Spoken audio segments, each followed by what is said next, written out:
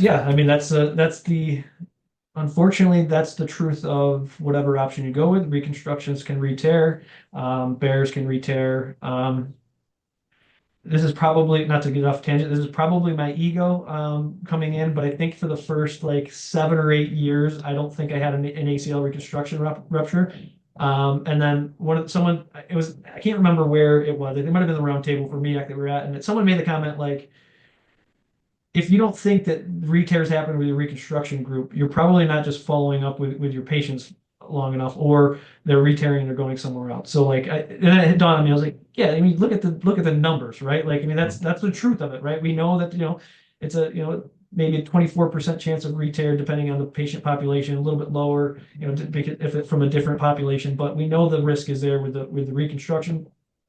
The same is true with the bear, right? They did a study on this looking at re-tear rate with a reconstruction versus the bear. We know they're pretty much, in line with the reconstruction. So we've done enough of those here at Victory Motion that we have had some I think were from, and then we haven't had a ton. I think maybe two. I think I can think of offhand. But the first one was not following the protocol. Mm. I can see this video in my head vividly. It was a young gentleman. They were doing single leg hopping at like 5 or 6 months. Now, depending on where you're at and your abilities, that's maybe a different conversation. But he had a hard time standing on one leg, and then he hopped 3 times in a row and tried to land. And then you see the end of the video is his knee fall into that valgus, that rotational stress that we talked about, and he immediately grabs his knee, and then the video like gets shaky and cuts off, and you immediately knew like this kid was, either therapist, parents, himself that were not compliant with the protocol.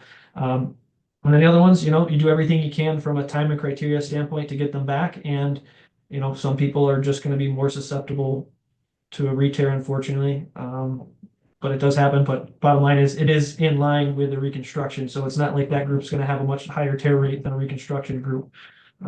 If you follow the protocol, I'll say that's the caveat to that.